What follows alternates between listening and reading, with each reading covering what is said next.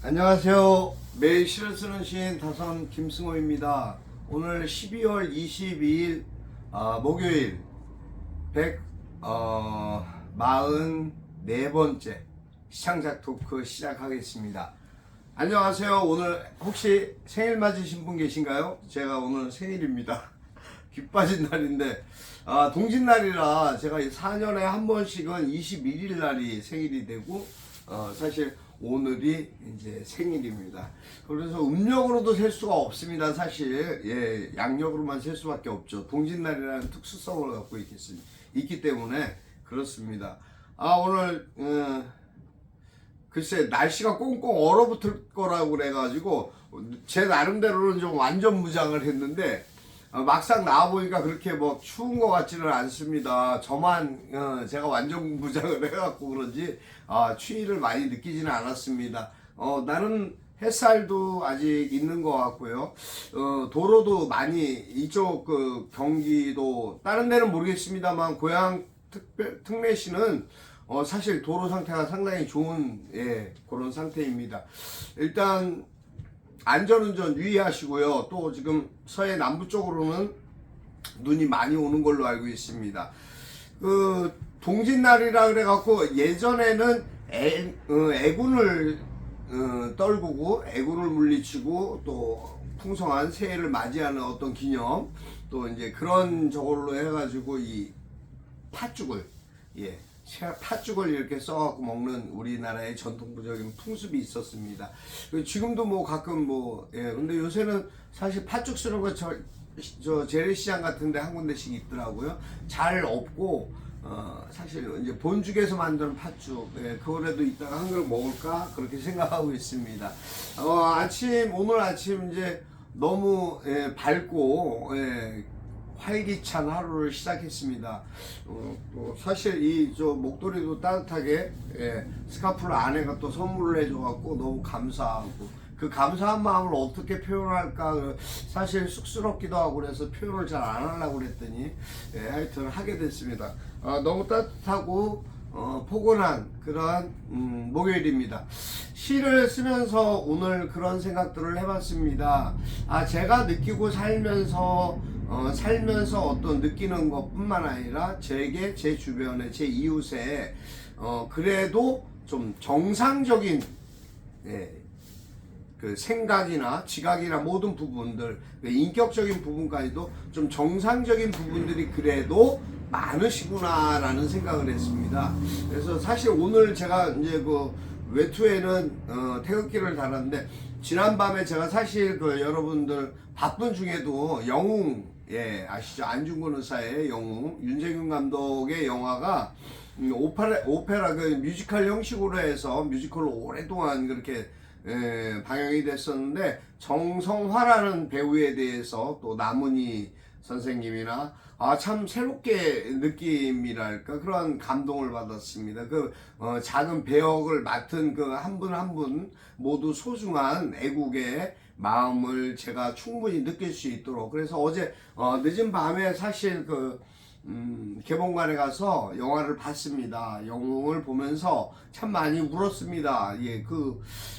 우리의 나라, 우리의 조국, 우리의 독립, 동양의 평화, 결국 우리의 그 자주 독립을 위해서 애국자들이 헌신한 그 모습과 그 생각들, 그것을 우리 지금 국민들이 백성들이 너무 잊고 있거나 망각하고 있는 게 아닌가라는 그런 자책감이 들었습니다. 아무튼 그 모든 마음들, 그 슬픔이 오롯이 그 시대에 동시대에 살지는 않았지만 마치 그 시대에 가 있는 것 같은 착각을 느끼게끔 했습니다. 너무 감동적이었고요. 꼭 보시라고 보실 수 있었으면 하는 그런 바람으로 권면합니다. 아이들도 무조건 봐야 될 것 같고요. 남녀노소 가릴 거 없이 그 영화는 꼭 보아야 되는 영화이고 우리나라의 역사와 같은 그러한 내용들 또 우리 도산 안중근 선생의 그 어떤 삶의 표적이랄까 그분의 가르침을 꼭 우리가 다시 한번 생각하고 각인시켜야 되는 그러한 시점이 아닌가 그러한 우리 지금 현 사회가 아닌가라는 생각이 들고요. 그 일본의 잔악함과 그 야비함과 술수에 대한 아쉬움, 안타까움이 너무나 가슴에 와 닿았습니다. 하여튼 시를 쓰면서 제가 주창하고 싶은 것이 있습니다. 시에 대한 마음을 어떠한 각오로 어떠한 가짐으로 가져가느냐입니다. 내가 생각하고 내 일상에서 내 주변에서 일어나는 일들도 중요하지만 내가 늘상 바라보고 생각하고 있는 것에 대한 것도 글의 표현을 하는 것이 중요하지 않나라는 그런 생각을 갖고 있습니다. 물론 뭐 한가로이 지금 제가 뭐 생일입니다, 뭐 생일 뭐 저 이런 이야기를 할 때는 아닌 것 같습니다. 시기적으로 지금 코로나가 8만 명이 넘었습니다. 8만 7천 명 나왔습니다.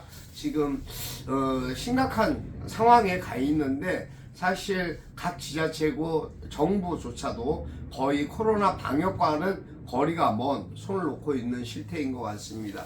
결과적으로 이 모든 것은 우리가 겪어야 되고 경험해야 되는, 극복해야 되는 사안입니다. 하여튼 건강과 감기 무조건 조심하시고요. 건강관리 위해서 항상 노력하시고 애쓰시기를 바랍니다. 물론 뭐 잘 먹고 잘 자고 잘 싸고 그러면 세상 다 얻은 것 같은 건강함으로 살 수 있다고 하지만 꼭 그것뿐만 아니라 내 정신적인 부분도 잘 생각하고 있는지, 내 정신적인 상황도 잘 운영되고 있는지, 내가 생각하고 마음가짐을 갖는 것에 대한 다른 그러한 지각적인 부분이나 여러 가지 사고에 대한 편견이나 잘못된 것은 없는지 한 번쯤 점검해보는 그런 시간이, 그런 시점이 필요하지 않나 그렇게 생각합니다. 그런 생각을 꼭 가져보시는 오늘이 되셨으면 좋겠습니다. 저는 오늘 사실 특별하게 무엇을 어떻게 말씀드릴까 그런 생각을 사실 못했습니다. 뭐 굳이 제가 말로 하지 않아도 너무 많은 일들이 이 사회에서 벌어지고 있습니다. 공교롭게도 참 감언이설로 현실과 눈속임을 하고 있는 언론도 너무나 많습니다. 그러한 모습들 속에서 가져야 되는 생각들은 옳고든 다른 정신밖에 없다라고 저는 생각하고 있습니다. 여러분, 어느 것이 가짜 뉴스이고 어느 것이 가짜 뉴스여야 되는지, 어제 본 영화 속에 누가 죄인인가라는 그 강한 메시지가 제 가슴 속에 누가 도대체 죄인인가, 누가 잘못인가, 누구의 잘못인가라는 걸 한 번쯤 생각해보고, 일본인들을 미워하거나 싫어하는 것은 아닙니다만 일본의 그 제국주의자들에 대한 잘못된 것을 바로잡아야 되는 시점이 지금이 아닌가 싶습니다. 또 우리나라에 있는 친일 자손과 친일파들의 경계가 반드시 필요한 시기라는 것을 꼭 말씀드리면서 저 자신도 다짐하겠습니다.